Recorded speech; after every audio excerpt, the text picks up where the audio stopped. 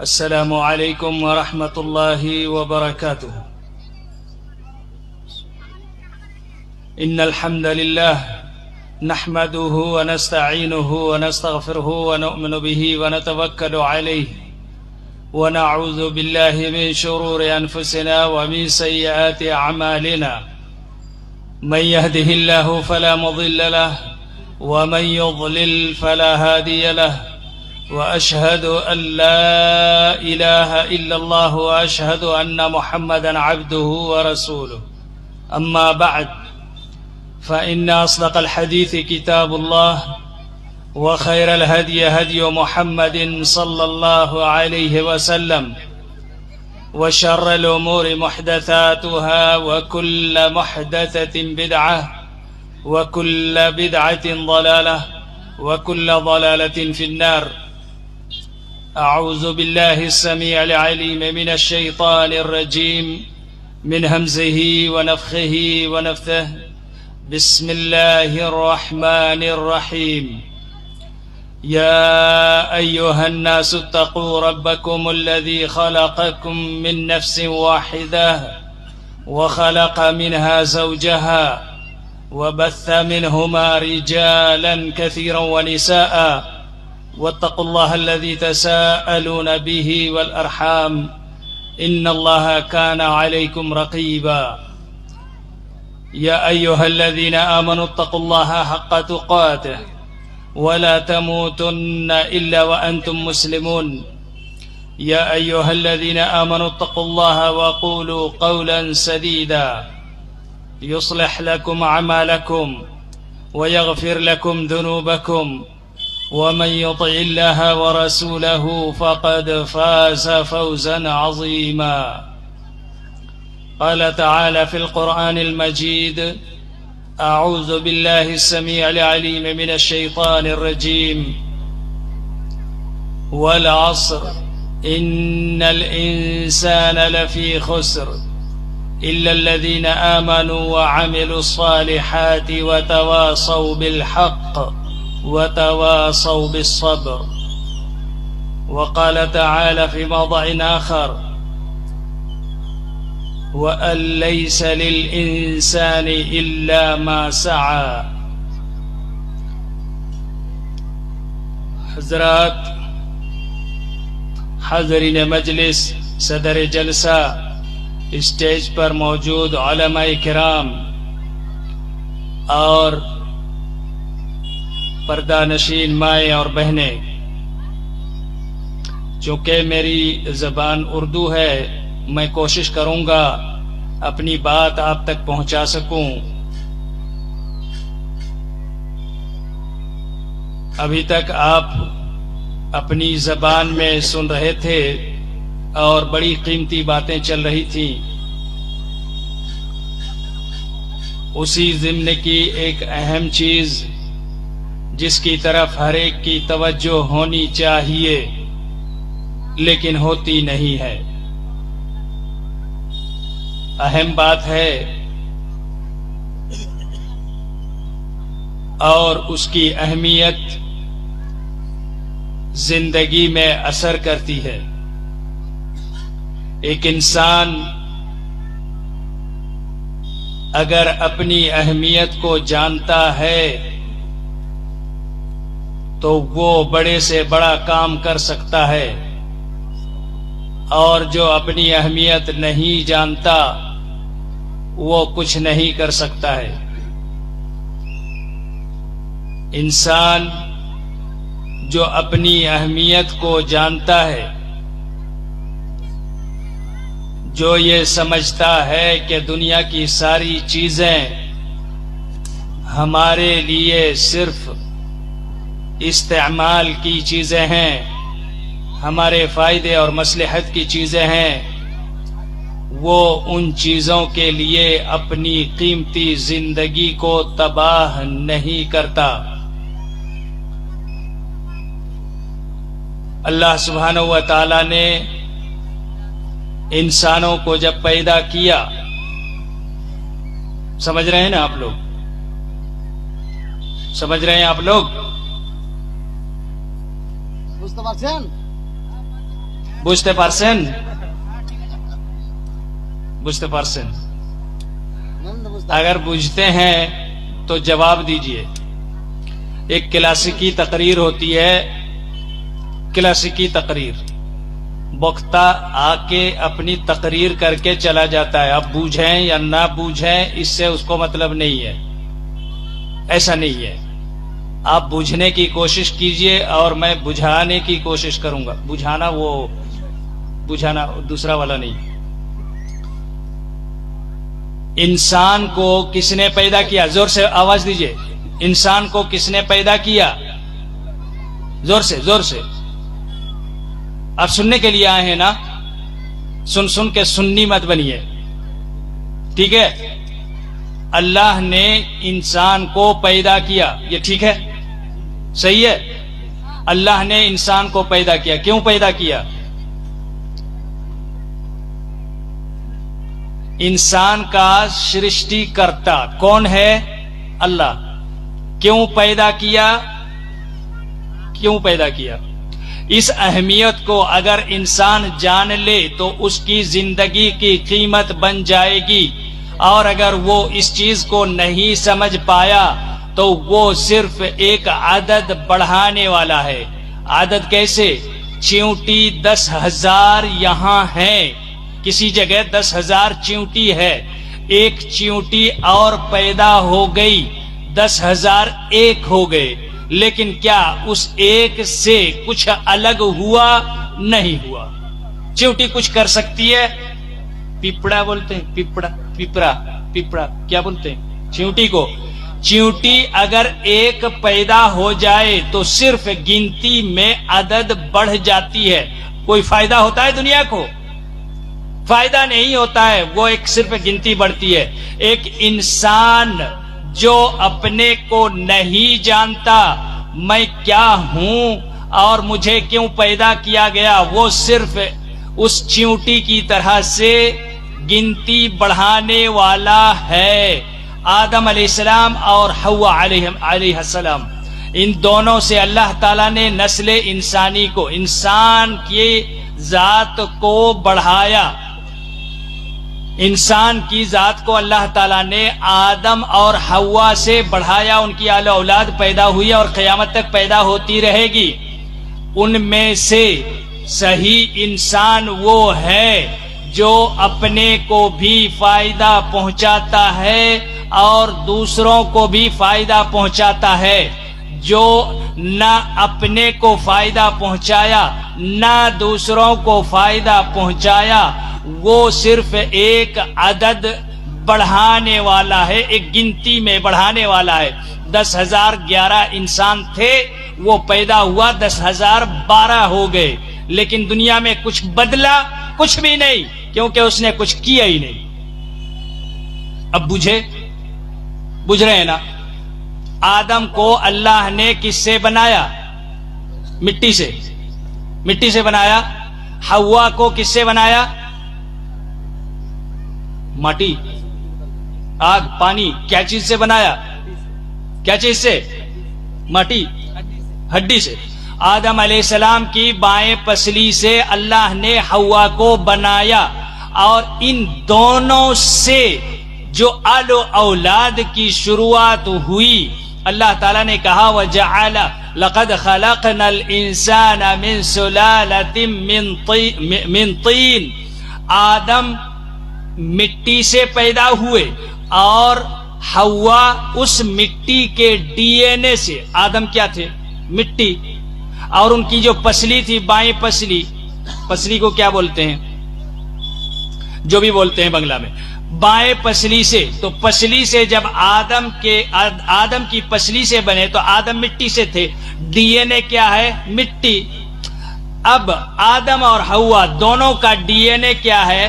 سلالہ کہتے ہیں، خلاصہ یا ان کا نچوڑ، جس کو آج کے مہذب بھاشا میں اگر کہیں تو اس کو ڈی این اے کہتے ہیں.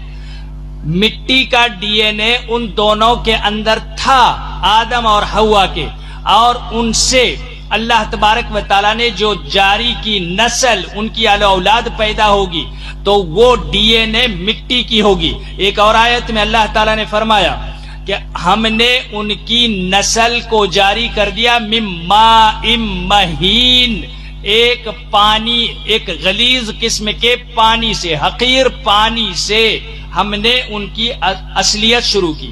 انسان کو اپنی اصلیت جاننے میں اگر مدد ملے، وہ جان لے تو وہ بہت کچھ کر سکتا ہے، ورنہ کچھ نہیں کر سکتا. اس لیے اپنی اصل جاننی چاہیے، اور قرآن دعوت دیتا ہے افلا ينظرون افلم ينظر الانسان مما خلق، کیا انسان نہیں دیکھتا ہے کہ وہ کس چیز سے پیدا ہوا؟ کس چیز سے پیدا ہوا انسان؟ کس چیز سے پیدا ہوا انسان؟ آپ لوگ بھی جواب دیجئے، یوٹیوبر ہیں آپ لوگ. کس چیز سے پیدا ہوا انسان؟ مٹی سے نہیں، مٹی سے نہیں پیدا ہوا، مٹی کے ڈی این اے سے. اور اس ڈی این اے میں اللہ تعالیٰ نے پانی کا سلسلہ وجعل نسلہ من سلالۃ من ماء مہین، ایک حقیر پانی سے. اور اس پانی سے جب یہ نسل چل پڑی، اللہ تبارک و تعالیٰ نے کہا افلم ينظر الانسان مما خلق، کیا انسان نہیں سوچتا ہے، نہیں دیکھتا ہے کہ وہ کس چیز سے پیدا ہوا؟ خلق من ماء دافق، ایک چھلکتے ہوئے، اچھلتے ہوئے، جو تیز دھار سے نکلتا ہے، اس پانی سے پیدا ہوا. یہ دھار سے چھلکتے ہوئے کہاں سے پانی نکلتا ہے؟ یہ پانی نکلتا کہاں سے؟ جس پانی سے انسان بنا، یہ نکلتا کہاں سے؟ یخرج من بین الصلب والترائب، باپ کے ریڑھ کی ہڈی سے اور ماں کے چھاتی کی ہڈی سے، دونوں جگہ سے یہ پانی تھوڑا تھوڑا نکلتا ہے. اور یہ نکل کے کہاں جاتا ہے؟ اللہ تبارک و تعالیٰ نے بتایا ثم جعلناہ فی قرار مکین، ہم نے اس پانی کو ایک بہترین بلیڈر میں، ایک ٹیوب میں لے جا کے جمع کیا. بوجھ رہے ہیں جی؟ وہ پانی کہاں سے نکلا؟ باپ کے ریڑھ کی ہڈی سے اور ماں کے سینے کی ہڈی سے، الصلب والترائب. اور یہ کہاں جا کے جمع ہوا؟ فی قرار مکین، ایک بہترین محفوظ بلیڈر اور ٹیوب میں. وہ ٹیوب ہے کہاں؟ ماں کے کوکھ میں، ماں کے پیٹ میں، بچہ دانی، رحم، وہاں یہ پانی جمع ہوتا ہے. اور جب وہاں جمع ہوتا ہے، آگے اللہ تبارک و تعالیٰ اس کے کریشن کے بارے میں بیان کرتا ہے. سوچئے، انسان اپنے کو جان لے تو وہ بہت کچھ کر سکتا ہے. ڈاکٹر بن سکتا ہے، انجینئر بن سکتا ہے، چاند پر جا سکتا ہے، میری کوس پر جا سکتا ہے، دنیا کے اندر بڑے سے بڑا کام کر سکتا ہے. اور اگر اپنے کو نہیں جانتا تو وہ کچھ نہیں کر سکتا ہے، بس گنتی بڑھائے گا اور گنتی بڑھا کے دنیا سے چلا جائے گا. بس دنیا بھول جائے گی چند دنوں میں کہ کوئی اس دنیا میں آیا بھی تھا. ہزاروں ایسے پیدا ہوتے ہیں اور دنیا سے غائب ہو جاتے ہیں، کوئی ان کا نام لینے والا تک نہیں ہے. تو اس لیے اپنے کو پہچانیے، اللہ نے کیسے بنایا، کیوں بنایا، یہ سمجھ میں آئے گا. اللہ نے اس پانی کو بلیڈر میں اور ایک ٹیوب میں جمع کیا، اور جمع کرنے کے بعد آگے اللہ تبارک و تعالیٰ کہتا ہے وَلَقَدْ خَلَقْنَا الْإِنسَانَ مِنْ سُلَالَةٍ مِنْ طِينٍ. اور آگے اللہ تعالیٰ نے اس کو نطفہ کہا. نطفے کی شکل میں وہ پانی لے جا کے بلیڈر میں جماتا ہے، جمتا ہے، جیسے فریج میں پانی جم کر برف بنتی ہے.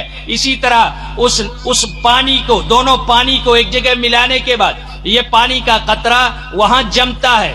فَخَلَقْنَا النُّطْفَةَ مُضْغَةً، اللہ تبارک و تعالیٰ نے اس نطفہ کو کچھ دنوں تک جمایا. اور پھر کتنے دنوں تک جمایا اس کے بارے میں حدیث میں آیا ہے، لیکن ہم اس آیت کو پہلے سمجھتے ہیں. اللہ تعالیٰ کہتا ہے کچھ دنوں تک ہم نے نطفے کو جمایا، اس دونوں پانی کے قطرے کو بلیڈر میں پہنچا کے اور ٹیوب میں پہنچا کے وہاں جمنے کے لیے چھوڑ دیا. کچھ دنوں تک یہ جمتا رہا، اور پھر اس کے بعد اس کو ہم نے گوشت کا ایک ٹکڑا بنایا. مضغہ، چیونگم جیسے چباتے ہیں اور اس کو نکال لیجئے اور جیسے دکھتا ہے. مضغہ عربی میں دو معنی ہے، ایک تو گوشت کا ٹکڑا اور دوسرا اس کا ترجمہ ہے چبایا ہوا، جیسے چنگم دانت میں چبا کے باہر نکالے کیسے دکھتا ہے۔ میڈیکل سائنس کی کوئی بھی کتاب اٹھا لیجئے، بیبی کریشن کے بارے میں جو چیزیں آپ کو نظر آئیں گی، وہ چیزیں جو تصویریں وہ دکھاتے ہیں، وہ یہی تصویر دکھاتے ہیں کہ وہ بیبی جو بن رہا ہے ٹیوب میں، اس کی شکل وہی چبائی ہوئی چیز کی طرح سے دکھتی ہے۔ اس کے بعد آگے چل کے اللہ تعالیٰ نے کہا فَخَلَقْنَا الْمُضْغَةَ عِظَامًا، اللہ تعالیٰ نے مضغہ کے بعد اس چبائی ہوئی چیز کے بعد اسے کس میں کنورٹ کر دیا، اس کو بدل دیا ہڈیوں سے، ہڈیاں بنی، اس پر گوشت چڑھائے، اس کے اوپر چربیاں چڑھائی، اس کے اوپر غلاف لگا دیا چمڑی کا، یہ جو جلد ہے چمڑا ہے، چمڑے کا غلاف لگا دیا تاکہ اس کا گوشت خراب نہ ہو، اس کی چربی خراب نہ ہو، ورنہ اس کا جسم سڑ جائے گا، خراب ہو جائے گا۔ یہ اللہ تبارک و تعالیٰ کی کارستانی ہے، اس کی کریشن ہے۔ آگے چل کے اللہ تعالیٰ نے کہا فَتَبَارَكَ اللَّهُ أَحْسَنُ الْخَالِقِينَ، کیا ہی اللہ تبارک و تعالیٰ بابرکت ذات ہے جس نے اس طرح سے انسان کو بنایا۔ اللہ تعالیٰ اتنی محنتوں سے بنا رہا ہے، اس سے پہلے آدم کو بھی بڑی محنت سے بنایا تھا، مٹی اٹھائی اور مٹی اٹھانے کے بعد 5 مراحل سے گزارا۔ سب سے پہلے مٹی لی اور اس کے بعد اس میں پانی ڈالا، اس کو روٹی بنانے کے لیے جس طرح خمیر بناتے ہیں، آٹے کو گوندھ کر پانی ڈال کر اس سے روٹی بناتے ہیں، مٹی میں پانی ڈال کر اس کو طین لازب بنایا، چپچپا اور کیچڑ اور کادا بنایا، اور اس کے بعد اللہ تعالیٰ نے اسے سڑنے کے لیے چھوڑ دیا، حمأ مسنون کہا۔ وہ مٹی اتنی سڑ گئی، کافی دنوں تک رکھی رہی، اس سے بدبو آنے لگی۔ پھر اس کے بعد تیسرا مرحلہ آیا، اس کو اٹھا کے سکھایا، چوتھا مرحلہ اسے سکھایا، اور سکھانے کے بعد وہ کیا بن گیا؟ کل فخار، صلصال کل فخار بن گیا۔ وہ کھنکھناتی ہوئی مٹی بالکل پتھر کی طرح سے بن گئی، اور اس پتھر کو اللہ تبارک و تعالیٰ نے لیا اور لے کر اس میں تراشنا شروع کیا، جس طرح سے سنگ تراش، جس طرح سے مورتیاں بنانے والا، جس طرح سے کسی پتھر کو تراش کر کھلونے بنانے والا، جس طرح سے پتھروں کو تراش کر کئی برتن بنانے والا بنا لیتا ہے، اسی طرح اللہ تعالیٰ نے اس مٹی کو لیا جو کھنکھناتی ہوئی مٹی تھی اور سوکھ کر پتھر کی طرح سے بن گئی تھی، صلصال کالفخار، یہ بالکل پتھر کی طرح سے مضبوط ہو گئی تھی۔ اس کو تراشنا شروع کیا، جب تراشنا شروع کیا تو اس کی ناک کہاں ہونی چاہیے؟ اس سے پہلے کوئی انسان نہیں تھا جسے دیکھ دیکھ کے اللہ تعالیٰ بناتا۔ کان ایسے ہونے چاہیے، ناک ایسی ہونی چاہیے، آنکھ ایسی ہونی چاہیے، ایسی جگہ فٹ ہونی چاہیے، ہاتھ میں 5 انگلیاں ہونی چاہیے، اس کا ہاتھ کندھے پر ہونا چاہیے، کمر میں نہیں، اس کا پیر نیچے ہونا چاہیے، سر کے اوپر نہیں۔ یہ سارا کوئی آئیڈیا نہیں تھا، کوئی مثال نہیں، کوئی نظیر نہیں، پہلے سے کوئی ایسی چیز نہیں تھی جسے دیکھ کر بنا رہا تھا۔ اور اسی لیے اللہ تبارک و تعالیٰ کو کہا جاتا ہے بدیع السماوات والارض، بغیر سمپل، بغیر نمونہ، بغیر کسی سابقہ علم کے اسے تیار کر دینا۔ آدم کو تراشنے کے بعد اللہ تبارک و تعالیٰ نے کہا فنفخت فیہ من روحی، میں نے اس پر روح پھونک دی، اور جب میں نے روح پھونکا آدم کھڑا ہو گیا اور فرشتوں سے اللہ تعالیٰ نے سجدہ کروایا۔ اب یہاں 2 باتیں ہیں۔ نمبر 1، اللہ تعالیٰ نے کہا جب میں اس کو تراش رہا تھا اس وقت لقد خلقنا الانسان فی احسن تقویم، ہم نے بہترین سانچے میں اسے بنایا، بہترین سانچے میں ڈھال کر اسے پیدا کیا۔ آدم کو اس کی ناک پیچھے دے دیتا تو وہ کھانے کے وقت نہیں پتا چلتا اسے کہ کھانا سڑ گیا ہے یا اس میں بدبو ہے یا خوشبو ہے، کچھ اسے پتا نہیں چلتا۔ اگر اس کا ایک کان گھٹنے میں ڈال دیتا، اگر اس کی ایک آنکھ کہیں اور ڈال دیتا، نہ تو شکل ہوتی نہ صورت ہوتی، لیکن اللہ تبارک و تعالی بہترین سانچے میں اسے تیار کیا، اور تیار کرنے کے بعد اللہ تعالی نے کہا وَلَقَدْ كَرَّمْنَا بَنِي آدَمَ، ہم نے بنی آدم کو تکریم دی، انہیں تعظیم اور احترام سے نوازا اور فرشتوں کے ذریعے سے ہم نے سجدہ کروایا. اتنی تکریم دی کہ آدم کو فرشتوں سے سجدہ کروایا. آدم کو بنایا اللہ تبارک و تعالیٰ نے عظیم خلقت کے تحت, عظیم کریشن کے ذریعے اللہ تبارک و تعالیٰ نے وجود کھڑا کر دیا حضرت آدم علیہ السلام کا, اور پھر ان سے ان کی بیوی کو بنایا, اور پھر ان دونوں سے نسل انسانی کو جاری کیا. یوں ہی نہیں ہوا.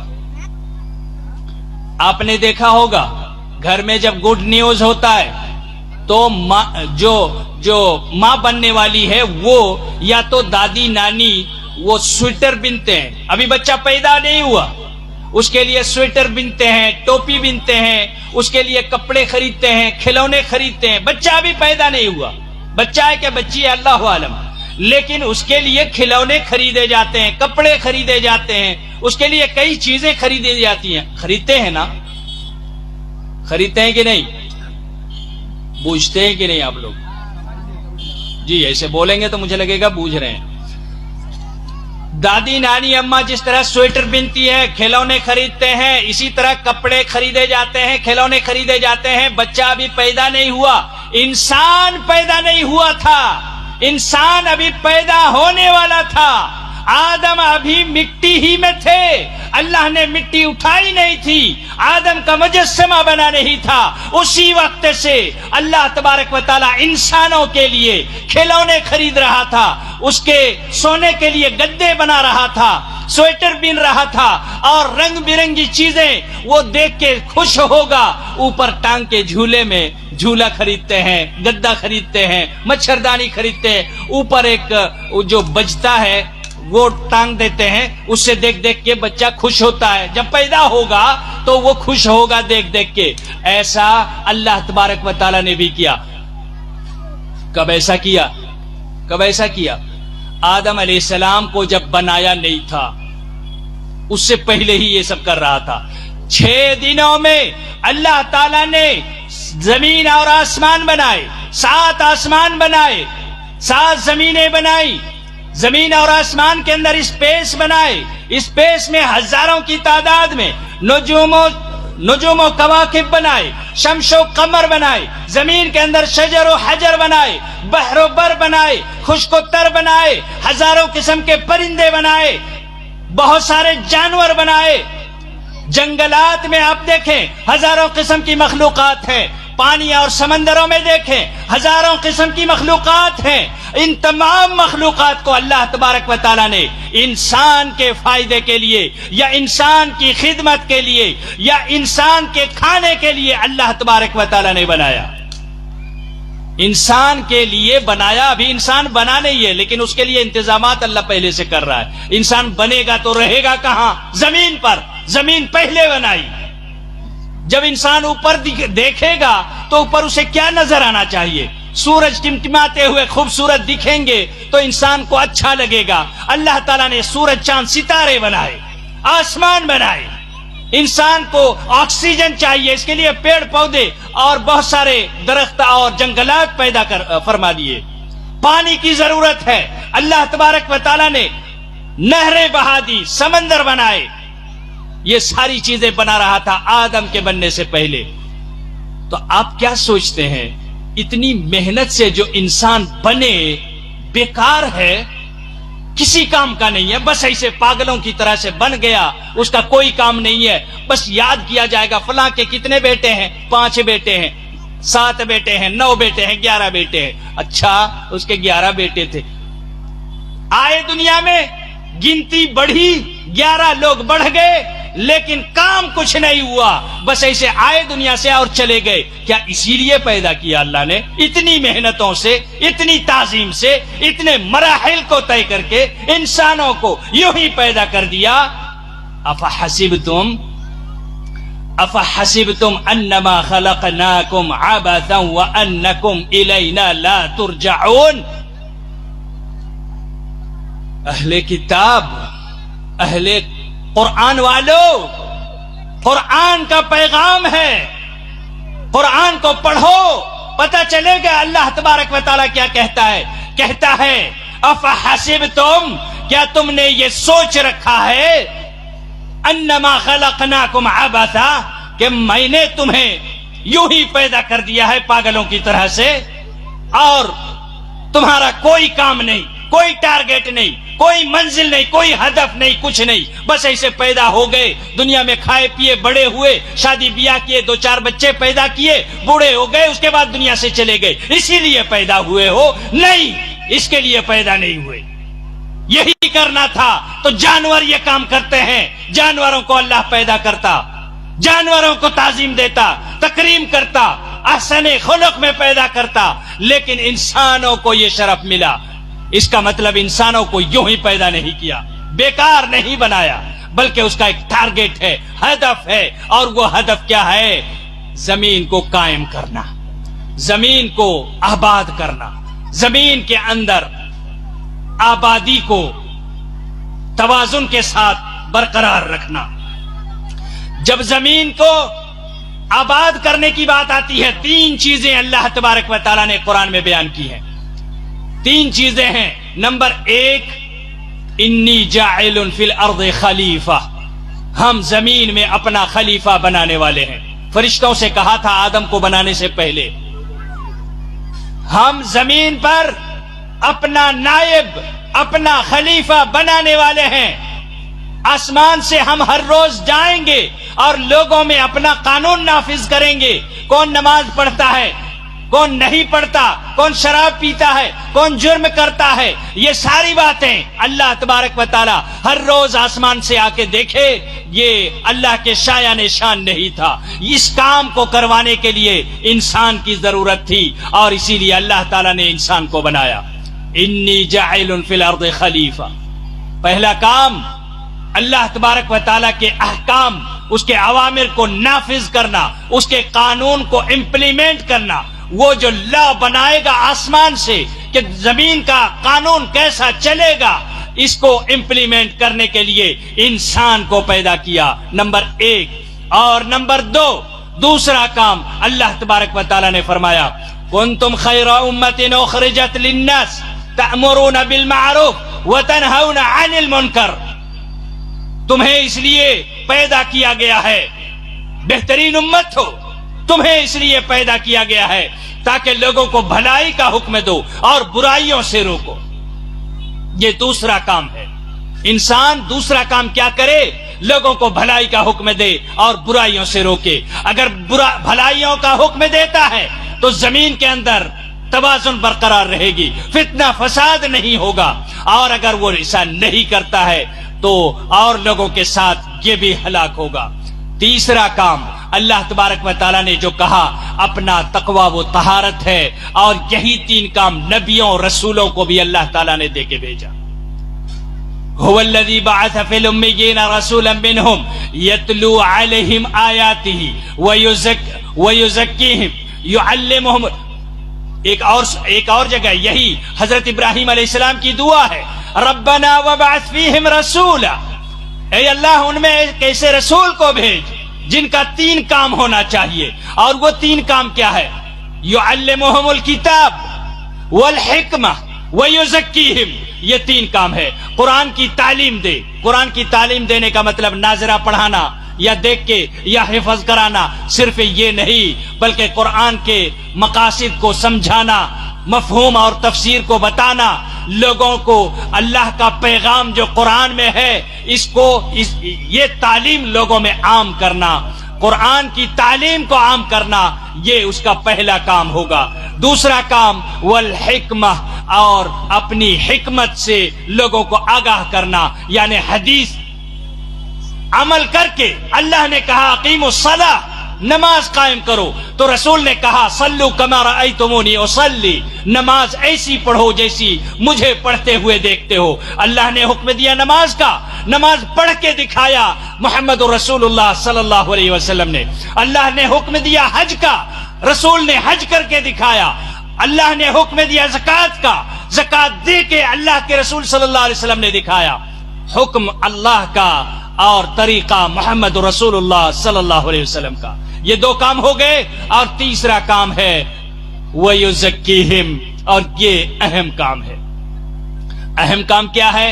اپنے دلوں کا تقوی اور طہارت، दिलों की तहारत। जिस्म को तो बड़े तहारत में रखते हो, लक्स और लाइफ बॉय साबुन लगाते हो, किस्म किस्म के शैम्पू लगाते हो, बड़े महंगे महंगे स्प्रे लगाते हो, न जाने कैसे छोटी छोटी सी बीमारियों में भी बड़े बड़े इलाज करवाते हो, हजारों रुपए अपने जिस्म और बॉडी में खर्च करते हो, जहां थोड़ी सी खूबसूरती ना दिखे प्लास्टिक सर्जरी करवाते हो, न जाने क्या क्या करते हो अपने बॉडी के लिए, इतनी सारी मेहनत इतने सारे माल खर्च कर देते हो, लेकिन कभी तुमने अपने दिल की तरफ झांका? अपने दिल को देखो, तुम्हारे दिल के अंदर क्या है।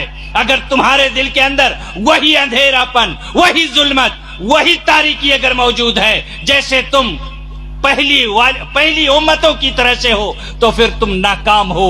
तुम्हें अपने दिल की इस्लाह करनी चाहिए। और दिलों की इस्लाह कैसे होगी? दिलों की इस्लाह होगी ग़िज़ाउल क़ुलूब से। मेरे भाइयों, मैं अर्ज करूंगा कि इंसान अगर इस हकीकत को जान ले अपने नफ्स के बारे में, तो बहुत सारी निशानियां हैं। अल्लाह तबारक व तआला ने कहा वफी अनफुसिकुम अफला तुबसरून। कभी ऊंट की जानिब दिखाया कि ऊंट को देखो, अल्लाह की हिकमत और मसलहत याद आ जाएगी। कभी कहा जमीन की तरफ देखो, कभी कहा आसमान की तरफ देखो, कभी कहा स्पेस में नुजूम व कवाकिब को देखो, सूरज चांद सितारे को देखो। अल्लाह की खिलकत, उसकी आजमत, उसकी कुदरत तुम्हें समझ आएगी। लेकिन अगर उतना दूर नहीं जा सकते, वफी अनफुसिकुम अफला तुबसरून, अपने नफ्स में देखो, अल्लाह तबारक व तआला तुम्हें ढूंढ के मिल जाएगा। ऐसी आंख, नस देखा है? नस होते हैं जिसमें खून दौड़ता है। नस वो बड़ा मजबूत होता है, उसको कोई खींच के तोड़ नहीं सकेगा, इतना मजबूत होता है। लेकिन आंखों में जो नस है, वो नस पानी से बना है, पानी से बना नस। और उस नस के अंदर कई किस्म के प्रोटीन और कई किस्म की चीजें अल्लाह तबारक व तआला रोशनी हासिल करने के लिए पहुंचाता है। ये कारीगरी एक अल्लाह ही कर सकता है। अल्लाह की निशानियां मिलेंगी, और जब ये निशानियां हैं तो अपने दिल के अंदर भी झांको और देखो तुम्हारे दिल के अंदर क्या है। और दिल जब बीमार होगा, दिल की बीमारी क्या है? दिल की बीमारी यही है आज जो कुछ दुनिया में दिख रहा है। अभी हमारे जो शेख मोहतरम थे बंगला में, उन्होंने फिलिस्तीन और इजराइल वगैरह के कुछ जिक्र किए। शोर है दुनिया से हो गए मुस्लिम नाबूद, शोर है दुनिया से हो गए मुस्लिम नाबूद। हम ये कहते हैं, थे भी कहीं मुस्लिम मौजूद। अल्लामा इकबाल ने कहा था, लोग कहते हैं, शोर करते हैं, शराबा करते हैं कि लोग दुनिया से तो मुसलमान खत्म हो गए, इधर कट गए, उधर पिट गए, यहां धंस गए, वहां मर गए, यहां बीमारी फैली, वहां तबाही आई, और इस तरह से दुनिया से मुसलमान ही खत्म हो गए। मुसलमान खतरे में है, मुसलमान खत्म हो गए, लोग ऐसा कह रहे। शायर मशरिक अल्लामा इकबाल कहते हैं, हम ये कहते हैं, थे भी कहीं मुस्लिम मौजूद, थे भी कहीं मुस्लिम मौजूद। मुसलमान तो बनो। अगर मुसलमान बने, पूरी कायनात अल्लाह तबारक व तआला तुम्हारे मुसख्खर कर देगा और तुम्हारे कदम चूमेगी। जो अल्लाह का होगा, मन कान लिल्लाह कान अल्लाहु लहू, जो अल्लाह का होगा सारी कायनात उसकी होगी, उसके कदमों के नीचे होगी। लेकिन तुमने गलत रास्ता चुन लिया। तुमने अल्लाह के हाथों से अथॉरिटी छीन के खुद अपनी अथॉरिटी अपने हाथों में ले ली, और अल्लाह तबारक व तआला ने तुम्हें यूं ही छोड़ दिया। जाओ तुम मरो, अपने जो कुछ करना है करो। अल्लाह का दर छोड़कर जब तुमने अपने हाथों में ले लिया, तो कभी अफगानिस्तान की तबाही होती है, कभी इराक और लीबिया की तबाही होती है, कभी सूरिया और फला और चीना की तबाही होती है। ये तबाहियां किसी और ने नहीं फैलाई। किसने फैलाई? अल्लाह तबारक व तआला कुरान में कहता है।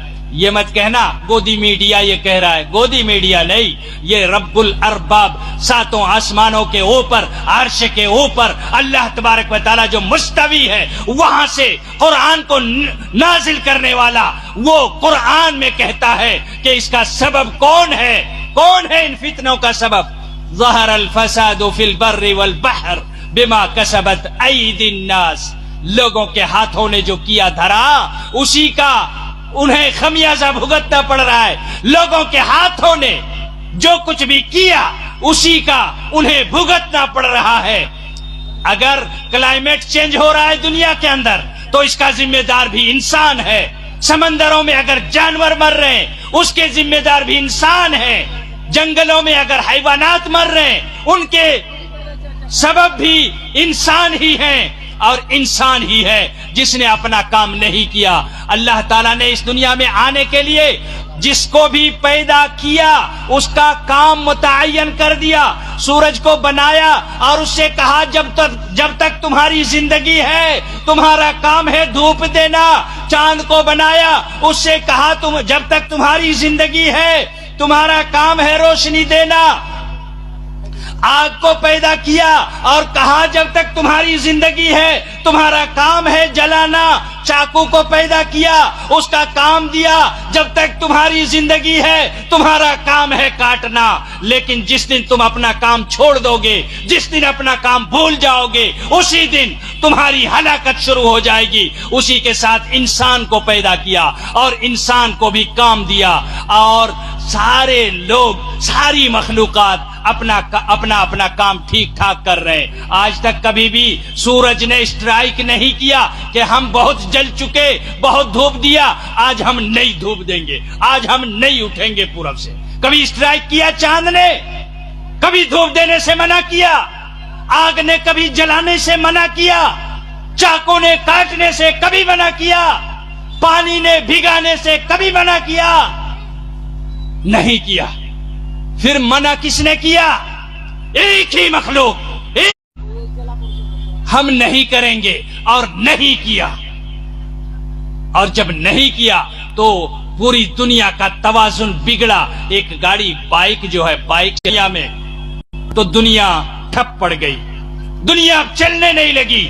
اور دنیا جب نہیں چلے گی یہ فساد ہے، اور اس فساد کا ذمہ دار وہی انسان ہے جس انسان نے اللہ کا کام کرنے سے منع کیا. اور منع کب کیا؟ جب وہ نماز پڑھنے کے لیے نہیں جاتا ہے اس نے اللہ کو منع کیا ہم نہیں کریں گے. جب وہ اللہ تبارک و تعالیٰ کے بتائے ہوئے احکام پر نہیں چلتا ہے اس نے منع کیا کہ ہم اپنا کام نہیں کریں گے. جب وہ برائی کرتا ہے اس وقت اللہ تبارک و تعالیٰ کا کام کرنے سے وہ منع کر رہا ہوتا ہے. اور جب اس طرح سے وہ منع کرتا ہے اللہ تبارک و تعالیٰ کی زمین پر فتنہ فساد مچتا ہے اور چلاتا ہے وہ انسان کہ ہم مارے جا رہے ہیں، کاٹے جا رہے ہیں، مسلمان ختم ہو رہے ہیں. علامہ اقبال نے کہا ہم یہ کہتے ہیں تھے بھی کہیں مسلم موجود، تو ہمیں چاہیے کہ ہم اپنے کو پہچانے. ہم کیا کر سکتے ہیں؟ اللہ کی سب سے اہم ترین مخلوق ہے، 18,000 مخلوقات میں سب سے اہم ترین مخلوق. چاہیں تو دنیا کو بدل سکتے ہیں، زمین آسمان کے قلابے ملا سکتے ہیں اگر ہم اپنی اصلیت کو جان لیں. ہمارے نبی صلی اللہ علیہ وسلم نے اپنی اصلیت کو جب جانا تو زمین سے لے کر آسمان کا سفر کیا، دوسرے آسمان، تیسرے آسمان، 7ویں آسمان تک پہنچے. فرشتے جہاں تک نہیں پہنچے وہاں تک پہنچے اور پھر اللہ کے مہمان بنے اور دنیا ہی سے جنت اور جہنم کا سیر کیا. اور اس طرح سے آپ صلی اللہ علیہ وسلم نے تمام نبیوں کی امامت کرائی اور وہ کارنامہ دکھایا. کیسے؟ کیونکہ انہوں نے اپنے کو پہچانا.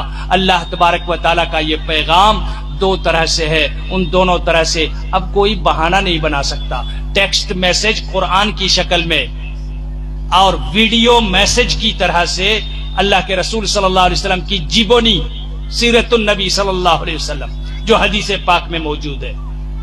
تو ویڈیو میسج حدیث پاک میں سیرت النبی ہے، رسول صلی اللہ علیہ وسلم کی جیبونی، اور اسی کو قرآن کی شکل میں ٹیکسٹ میسج کہہ لیجئے. یہی حضرت عائشہ رضی اللہ تعالیٰ عنہ کی حدیث ہے کہ جس نے قرآن پڑھا ہے وہ جانتا ہے رسول کے اخلاق کیا تھے. مکمل قرآن ایک طرف لکھا ہوا اور رسول کی زندگی اسی کو ریہرسل کرتے ہوئے، اداکاری کرتے ہوئے. تو قرآن دو شکل میں نازل ہوا، ایک لکھا ہوا اور ایک جو ویڈیو کی شکل میں، فلم کی شکل میں رسول صلی اللہ علیہ وسلم کو عمل کرتے ہوئے، ریہرسل کرتے ہوئے دیکھتے ہیں۔ اتنا سمجھ کے انسان کو اپنی اصلیت سمجھ میں آ جاتی ہے اور اسی کے ساتھ اس کا کردار بڑھ جاتا ہے۔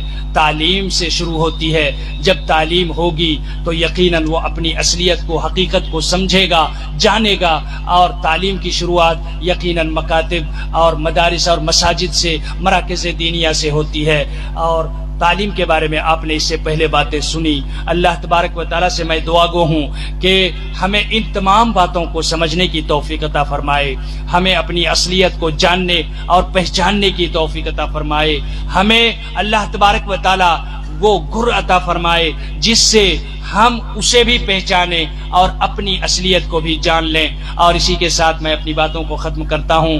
اللہ تبارک و تعالیٰ آپ کے مل بیٹھنے کو بھی قبول فرمائے، ہمارے آنے کو بھی قبول فرمائے، اور اس مجلس کو بھی قبول فرمائے۔ جزاکم اللہ خیرا وبارک فیکم، والسلام علیکم ورحمۃ اللہ وبرکاتہ۔ ماشاء اللہ۔